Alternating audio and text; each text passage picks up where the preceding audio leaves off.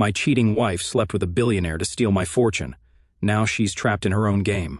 Derek Mason guided his yellow taxi through Manhattan's bustling streets, navigating between delivery trucks and luxury sedans with practiced ease. His weathered hands rested loosely on the steering wheel, muscles relaxed despite the chaos around him.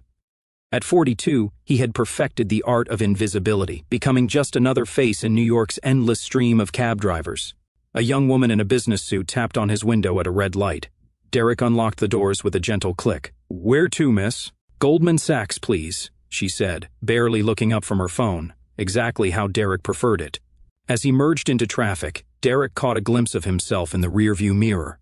Gray peppered his temples, and laugh lines creased the corners of his kind brown eyes, the perfect disguise for a man who once commanded Interpol's most lethal tactical unit. His left sleeve concealed more than just skin. The geometric tattoo there marked him as Ghost Protocol's former commander, a detail known to only 5 people in the world. 3 had met violent ends in various corners of the globe. 1 had vanished without a trace. The 5th, Derek's jaw tightened imperceptibly. The 5th would soon learn why even hardened operatives whispered his codename with respect. "You seem different from other cab drivers," the woman said suddenly, looking up from her phone, more alert somehow. Derek's laugh was warm and practiced. 15 years behind the wheel, ma'am. You learn to stay sharp, or you don't last long." She nodded, satisfied with the simple explanation. None of his passengers ever suspected that their chatty driver had once orchestrated operations that toppled governments and dismantled terrorist cells. That was the point. The woman's stop came quickly. As she paid, Derek's phone buzzed with a text from Rebecca, "Dinner at 7. Made your favorite." And his wife of 15 years, the former criminal psychologist who'd chosen a quieter life after their marriage, awaited him. Derek typed back a quick affirmative, his mind dwelling on their brownstone in Queens. Each room held memories, shared laughter, quiet evenings, heated discussions about books and politics. All of it a carefully crafted fiction. What Rebecca didn't know was that Derek had selected this life. Each element, the taxi, the modest home, the routine, was designed to put maximum distance between himself and his former world. A world where trust came with expiration dates and loyalty was measured in bullet wounds.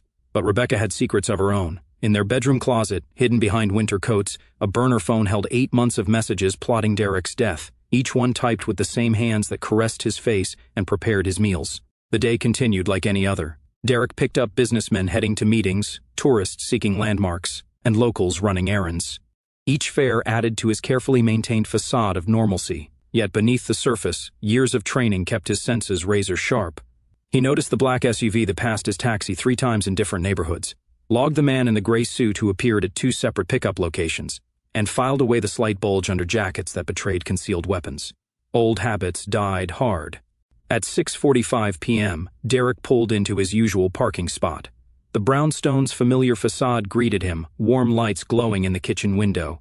He could see Rebecca moving inside, preparing dinner, his wife, his betrayer. Inside, Rebecca turned from the stove as he entered, her smile bright. Perfect timing. "The roast is just about done." Derek crossed the kitchen and kissed her cheek, breathing in her familiar perfume. "Smells amazing, honey." His hands, capable of snapping a man's neck in seconds, gently squeezed her shoulders. "How was work?"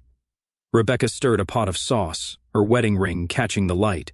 "Same as always, though I had an interesting fare. Professor type, talked my ear off about psychology. Made me think of your old work." Rebecca's spatula paused for a fraction of a second. "Oh? What did you discuss?" "Behavioral analysis, reading people."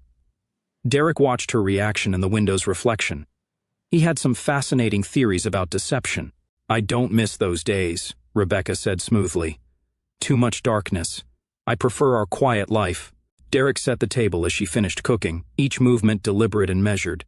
The dining room's walls held photos of their life together, vacation snapshots, anniversary celebrations, holiday gatherings, a museum of manufactured moments. Over dinner, they talked about neighborhood gossip and plans for the weekend, maybe seeing a show, the perfect picture of domestic contentment. Yet, beneath the table, Derek's phone held an encrypted message from his past. Coordinates, a warning, a name he hadn't expected to see again. "You're quiet tonight," Rebecca observed, refilling his wineglass. Derek met her gaze. "Just tired. Long day." She reached across the table and squeezed his hand. "Poor baby. Why don't you take a hot shower while I clean up?" He smiled, squeezed back. "What did I do to deserve you?" Later, as Rebecca slept beside him, Derek lay awake. His tactical mind processed variables, calculated odds, and formulated contingencies. In the morning, he'd start his shift like always, pick up fares, navigate traffic, play his role. But something had changed. A threshold had been crossed. The game was in motion, and Derek Mason, the real Derek Mason, was awake. After 15 years of hibernation, the ghost was back in play. Special Agent Malene Torres hunched over her desk at the FBI's Cybercrimes Division, her third cup of coffee growing cold beside her keyboard. At 38, she had traded field operations for digital warfare, but her instincts remained as sharp as ever. Those same instincts now screamed that something was wrong. The dark web chatter had started 3 days ago, a series of encrypted transfers bouncing through servers across 6 continents. Most agents would have missed the pattern, but Malene hadn't spent 4 years as Derek Mason's second-in-command without learning to spot the invisible. "Got you," she muttered, isolating a transaction thread. $2 million routed through a maze of shell companies before landing in an account linked to Loa's cartel. The target description was sparse but specific. Male, early 40s, cab driver, Queens residence, former intelligence. "Hey Torres, you coming to the briefing?" Agent Chan stuck his head around her cubicle. 5 minutes, she said, not looking up from her screen, fingers flying across the keyboard. The money's origin caught her attention, an encrypted channel belonging to Michael Reeves, a hedge fund manager and rising star in Manhattan's financial circles. Malene pulled up his file, 35, Harvard MBA, board member of multiple charities, no criminal record. But there was something else, a series of hotel charges, restaurant receipts, and jewelry purchases, all in the past 8 months, all suggesting a man having an affair. Malene had kept tabs on Derek since he'd walked away from Ghost Protocol, not out of professional obligation but because he'd been more than her commander. He'd been her mentor, the closest thing to family she had left. She'd watched him build his new life, respected his choice to disappear. Now she pulled up Rebecca Mason's social media presence, pictures of charity events, book club meetings, neighborhood gatherings, the perfect wife, the perfect life. Except, Malene leaned back in her chair, pieces clicking into place. There she was, Rebecca Mason, photographed at a charity gallery 3 months ago, standing next to Michael Reeves, their body language screaming intimacy even in a crowded room. Across town, Michael Reeves adjusted his tie in his penthouse mirror. The Brioni suit cost more than most people made in a month, but appearance was everything in his world. At 35, he'd clawed his way into Manhattan's elite through ruthless ambition and calculated charm. His phone chimed with a message from Rebecca. "Missing you tonight." Michael smiled, remembering their first meeting at the Metropolitan Museum Gala. She'd approached him during the auction, glass of champagne in hand, eyes sparkling with intelligence. Their conversation had ranged from Renaissance art to behavioral psychology, her insights cutting through his carefully maintained facade. He'd been intrigued, then obsessed. Rebecca Mason was nothing like the vapid socialites who usually surrounded him. Her mind was a razor wrapped in silk. Each meeting revealed new layers, new complexities. What Michael didn't realize was that he was being dissected. Each response was cataloged, each reaction noted. Rebecca's former career hadn't ended with marriage. It had evolved into something far more dangerous. His phone rang, a secured line. "Is it done?" Michael asked without preamble. "Transfer confirmed," the voice replied, heavily accented. "My men are in position. Remember the requirements, it has to look like an accident." "We know our job, senor," the voice said. Michael ended the call and poured himself 3 fingers of scotch. The sun was setting over Manhattan, painting his corner office in amber light. Soon, he told himself, soon, Rebecca will be free. Back at the FBI, Malene Torres made a decision. She opened a secure channel she hadn't used in years and typed in a code sequence that would reach Derek Mason's phone, an alert that would wake the ghost in Queens. Derek's phone vibrated silently in his pocket. Rebecca glanced over from the couch where she was reading. "Work?" she asked. "Just a fair request for tomorrow," he lied smoothly, reading Malene's message. His expression never changed, but inside, switches flipped, programs activated. The soldier woke. "You've been working so hard lately," Rebecca said, setting down her book. "Maybe we should take a vacation, get away from the city." Derek sat beside her, playing his part. "That sounds nice. Where were you thinking?" "Somewhere quiet. Private."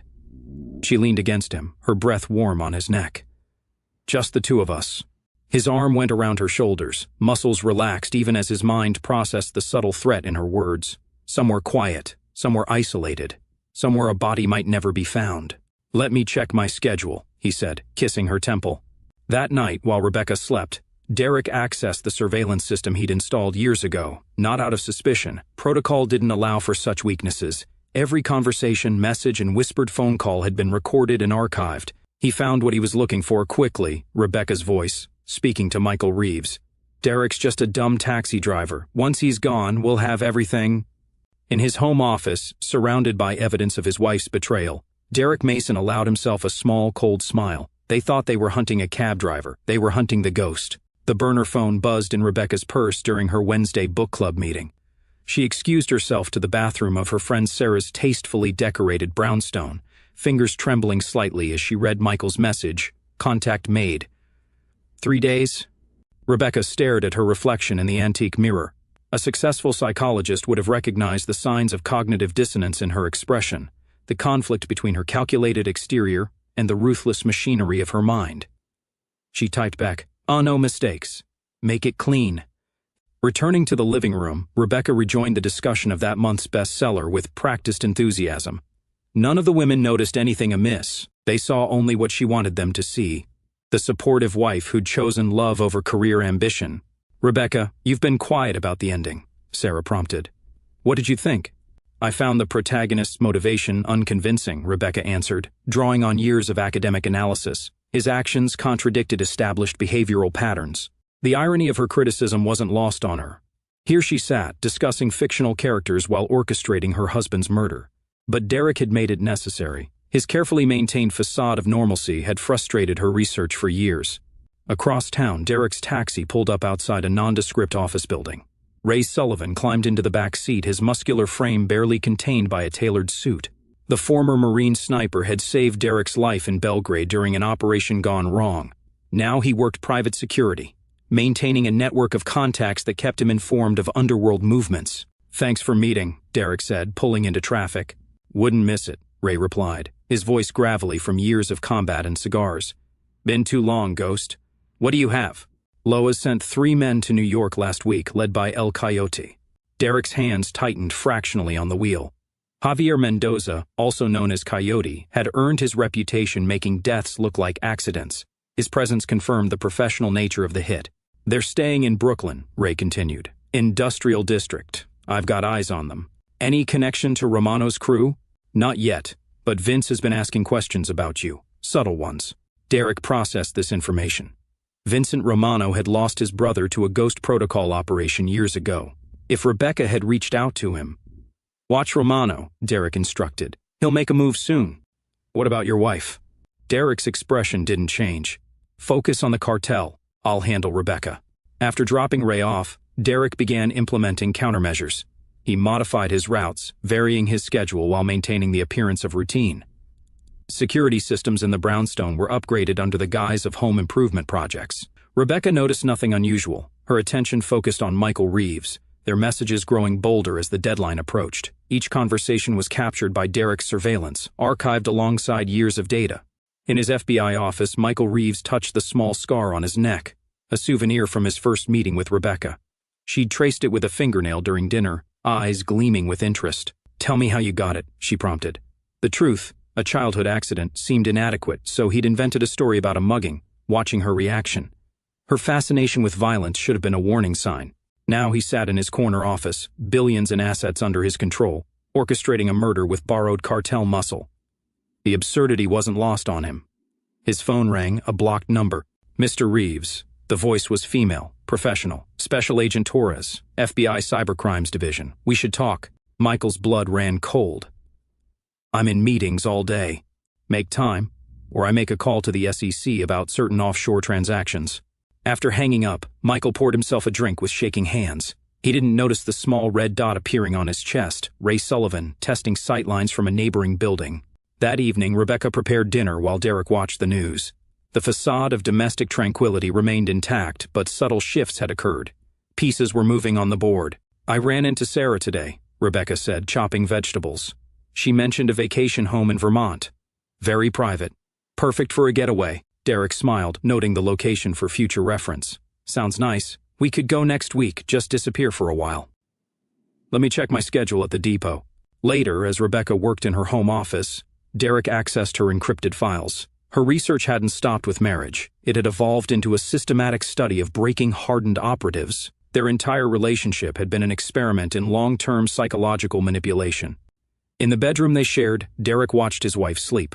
15 years of memories, all carefully documented in her hidden files. Every intimate conversation analyzed, every vulnerability probed and recorded. His phone vibrated. A message from Ray: "Until Coyote's team is moving." The game was accelerating. Soon, Rebecca's carefully constructed plan would collapse. But first, Derek needed to understand the full scope of her betrayal. In 3 days, blood would flow. The ghost would return to what he did best, and New York's underworld would remember why some legends are better left undisturbed. The brownstone sat quiet in the midnight hour. Inside, motion sensors tracked 3 figures moving through the darkness. They carried MP5 submachine guns with suppressors, professional hardware for what they assumed would be an easy kill. El Coyote's hand signaled his men forward. The intel said their target would be asleep upstairs, a simple cab driver, soft from years of civilian life. $2 million for an amateur job. From his position on the neighboring rooftop, Derek Mason watched through a thermal scope, his face impassive as the first intruder bypassed the obviously damaged backdoor lock. Position? Derek's voice was barely a whisper into his comm unit. Northwest corner, 3 blocks out, Ray Sullivan responded. Wind speed 2 knots. Target acquired. Hold for my signal. The first hitman crossed the kitchen threshold. Derek's thumb hovered over a detonator. Years of combat experience had taught him the value of patience. 3 more steps. The explosion lit up the night, the blast radius precisely calculated. Enough force to eliminate the threat without structural damage to surrounding buildings. Derek watched through his scope as the thermal signature of the first hitman vanished. The second intruder spun toward the sound. Ray's bullet caught him center mass before he could radio a warning. He dropped without a sound. El Coyote proved why he'd earned his reputation. The cartel assassin dove for cover, switching positions with trained efficiency, but he'd already lost the initiative. Target moving southwest, Ray reported. No clear shot. Maintain position, Derek ordered. He switched to a different feed on his tablet. The house's internal cameras tracked El Coyote's movement. The assassin was good, staying low, checking corners, using furniture as cover. Derek allowed himself a small, cold smile. The cameras weren't just for surveillance. El Coyote reached the study. Derek activated the secondary system. Metal shutters slammed down over the windows and doors. Gas began seeping through the ventilation system. Not lethal, but it would disorient and incapacitate. The cartel hitman realized the trap too late. He fired a burst at the nearest shutter, but the reinforced metal held. Within seconds, the gas took effect. El Coyote stumbled, then collapsed. Derek switched channels on his comm. "Malene, you have eyes on the penthouse?" Affirmative, Special Agent Torres responded. "Your wife just arrived. She's with Reeves." In Michael Reeves's luxury apartment, Rebecca Mason paced anxiously. She had changed from her usual conservative attire into a black cocktail dress that highlighted her figure, a celebration outfit. "Another drink?" Michael offered from his private bar. "We should have heard something by now." Rebecca checked her phone again. El Coyote promised to call when it was done. These things take time. Michael loosened his tie. "The important thing is—" Rebecca's phone buzzed. She snatched it up, read the message, and her face drained of color. "What?" Michael moved closer. "What is it?" "They're dead." Rebecca's voice was flat. "2 of them. El Coyote is missing." "That's impossible. He's just a cab driver." "No." Rebecca's laugh held no humor. "No, he's not." She pulled up an image on her tablet, security camera footage showing Derek on the rooftop, his movements precise and lethal as he coordinated the counterattack. "My God," Michael backed away. "What have you gotten us into?" He knows. Rebecca's mind raced through scenarios. He's known all along, playing us, watching us. "We need to leave the country. I have accounts." "You don't understand." Rebecca turned to him, eyes wild. "I've studied men like Derek. Running just makes us prey. We have to fight." On his rooftop position, Derek watched El Coyote being loaded into an unmarked van. The cartel assassin would wake up in a secure location ready for questioning, but that could wait. "Ray, clean up the scene. I'm moving to phase 2. "Copy that, Ghost." A pause. "Like old times, eh?" Better. Derek packed his gear with practiced efficiency. This time, it's personal. At the FBI office, Malene Torres coordinated with her team. Financial records, surveillance photos, and intelligence reports covered her screens. She'd forgotten how alive fieldwork made her feel. Agent Torres, a junior analyst, appeared at her desk. You need to see this. We found something in Reeves' accounts. Malene studied the new data, her expression hardening. Get me Director Phillips, now. Dawn approached as Derek drove his taxi through empty streets. To any observer, he was just another early shift driver starting his day. They couldn't see the weapons concealed beneath the seats, the armor plating in the doors, or the military-grade communication suite hidden in the dashboard. His phone displayed a message from Rebecca. "We need to talk." Derek typed back. "Soon." The pieces were in motion. His wife wanted a war. The ghost would give her one. Michael Reeves' hands shook as he tried accessing his Cayman Islands accounts. Access denied. He tried Singapore. Same result. Switzerland. Denied. No, no, no. He slammed his fist on the desk. His office phone rang, the private line. "Mr. Reeves," Malene Torres's voice carried authority. "I trust you've discovered the inconvenience with your accounts. You can't do this. I have rights." Funny thing about rights, papers rustled on her end. They get complicated when you're funding terrorist organizations. Michael's blood ran cold. "I don't know what you're talking about. Let's discuss it in person. My agents are in your lobby." He slammed down the phone, grabbed his jacket. The private elevator would take him to the garage. His security team would handle. The elevator doors opened. A man in a tailored suit stood inside. Michael recognized him from personnel files. James Chin, ex-military, head of personal security. "Going down, sir?" Chin's expression was neutral. Michael backed away. "My office. Now." "I'm afraid I can't do that." Chin stepped forward. "You see, Commander Mason once saved my life and soul. That's the kind of debt you never forget." Running footsteps approached from the stairwell. Michael sprinted for his office, slammed the door. Options raced through his mind. The window, 40 stories up. The panic room. No good if his own security worked for... "Hello, Michael." He spun around. Derek Mason sat in his chair, as comfortable as if he owned the place. "How?" Michael's voice cracked. "I've had access to your office for months." Derek's voice was conversational. "Did you really think Rebecca was the only one gathering intelligence? Listen, I can explain." "The money laundering?" Derek pulled up files on Michael's own computer. "The terrorist connections? Or your part in trying to have me killed?" "Rebecca planned it." Michael's composure shattered. "She manipulated me, used me." "I know." Derek stood. "That's why you're still breathing. For now." The office door opened. Agent Torres entered, flanked by FBI agents.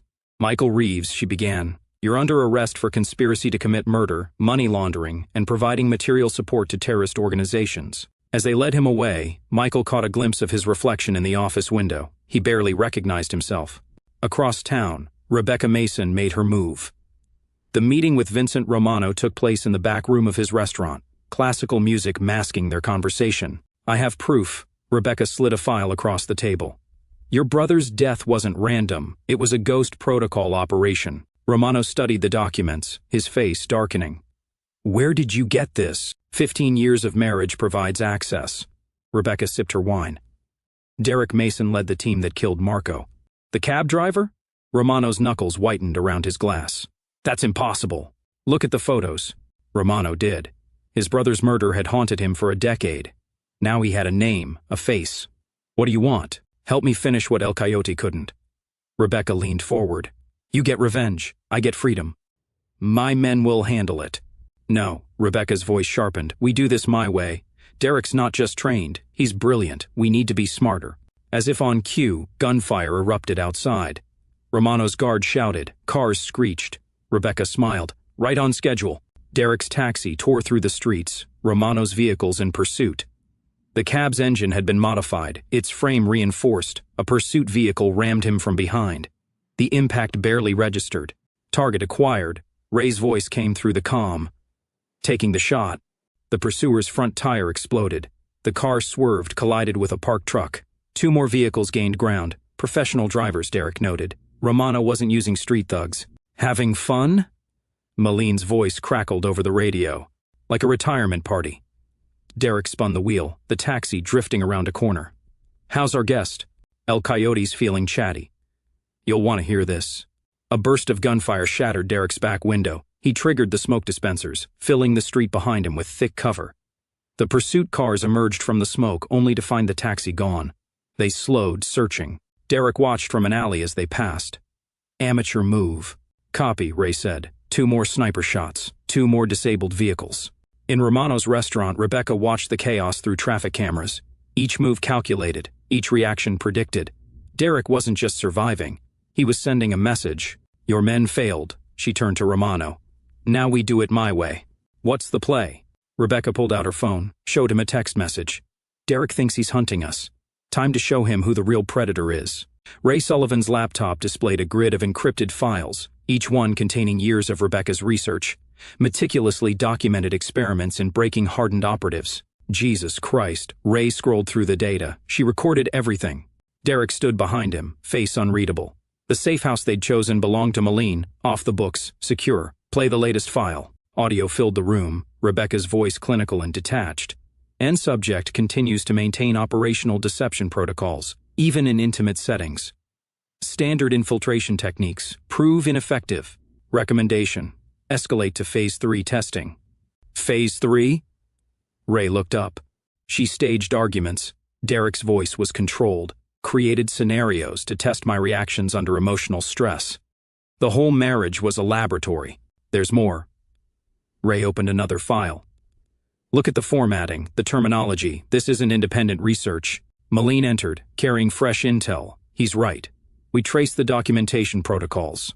They match classified DARPA projects on enhanced interrogation. Rebecca wasn't just studying me. Derek's jaw tightened. She was developing new techniques for breaking agents. And I was her prototype. The revelation hit hard. 15 years of memories replayed with new context. Each intimate moment, each shared secret, all carefully documented, analyzed, weaponized. Across town, Michael Reeves sat in an FBI interrogation room, his Brioni suit wrinkled, his confidence shattered. Start from the beginning, Malene instructed. Everything about Rebecca's research. I thought... Michael's laugh was bitter. I thought she loved me, that I was special. You were a resource. Malene's tone was professional. Access to funding, connections to certain organizations. She needed my terrorist contacts. Michael wiped his face. Said they were perfect subjects for her work. Hardened operatives who wouldn't break under normal interrogation. And you provided them. Along with the money. Michael met her gaze. But I didn't know about Derek. Not at first. She said he was just a cover. Someone to hide behind while she developed her methods. When did that change? 8 months ago. She said she'd learned everything she could from him, that it was time to move to live trials with the terrorist subjects. Michael shuddered. She wanted to test her techniques on men who wouldn't hold back, who would really try to break her subjects. And you arranged it? I made the introductions, set up the facilities. His voice cracked. Those men, what she did to them. In the observation room, Derek watched the interview, his expression revealing nothing, but his hands had curled into fists. At a private airfield outside the city, Rebecca prepared for the next phase. Her laptop displayed Derek's taxi moving through Manhattan exactly as predicted. Right on schedule, she turned to Romano. Your men are in position? The crime boss nodded. They know their jobs. But this psychological warfare you mentioned, Derek thinks he knows me. Rebecca's smile was cold. Thinks he can anticipate my moves because he's lived with me for 15 years. But he never knew the real me. And the real you is someone who spent those years learning exactly how to destroy him. She checked her watch. Time to begin. In the safe house, Ray pulled up new data. Rebecca's accessing old Ghost protocol files, mission reports, operational procedures. She's building a profile. Derek studied the screen. Using my past operations to predict my tactics. There's something else. Ray opened another window. These equipment requisitions, facility preparations. She's been planning this for years. Not just planning, Malene joined them, building an infrastructure. The terrorist subjects weren't random targets. Each one matched a specific psychological profile. Malene, Derek's voice was quiet. She needed to test her methods. Malene pulled up more files. Each subject helped her refine her approach. And now she thinks she's ready. Derek stood. She thinks she knows exactly how I'll react. It's a trap, Ray warned. Of course it is. Derek checked his weapons. She's counting on my training, my instincts, expecting me to follow standard Ghost protocol procedures. So what's the play? Derek's smile was predatory. We give her exactly what she wants. Then we show her what happens when the Ghost goes off script. The pieces were set. The trap was ready to spring. But Rebecca had forgotten one crucial detail. The Ghost didn't play by anyone's rules. The car accident made headlines across local news stations. A yellow taxi, burned beyond recognition on the FDR drive. The driver's body charred but identifiable through dental records as Derek Mason. Rebecca watched the coverage from Michael's penthouse, champagne glass in hand. They found traces of brake fluid on the road. Mechanical failure, they're saying. It's over. Michael's voice held a mix of relief and disbelief. Almost. Rebecca set down her glass. We need to tie up loose ends. That means your accounts, the cartel connections, everything. We should meet somewhere private, plan our next steps. The usual place? Rebecca checked her phone. Tonight. In an unmarked van 3 blocks away, Ray Sullivan monitored their conversation through directional microphones. They bought it. Of course they did. Derek sat beside him, studying surveillance feeds. Rebecca thinks she knows all my tactics, all my moves. She'd expect me to fake my death. That's why she's walking into the trap. Malene asked through the comm. No? Derek's voice was cold. She's walking into it because she thinks she's smarter than me. That's always been her weakness. The Plaza Hotel suite had been Rebecca and Michael's meeting spot for months. Private, discreet, with multiple escape routes, perfect for their affair. Now, those same qualities would serve a different purpose. Security cameras are looped, Ray reported. Hotel staff has been cleared from the floor. Elevator controls secured. Derek checked his equipment. They'll only stop at the target floor. Derek nodded. Malene, video feeds?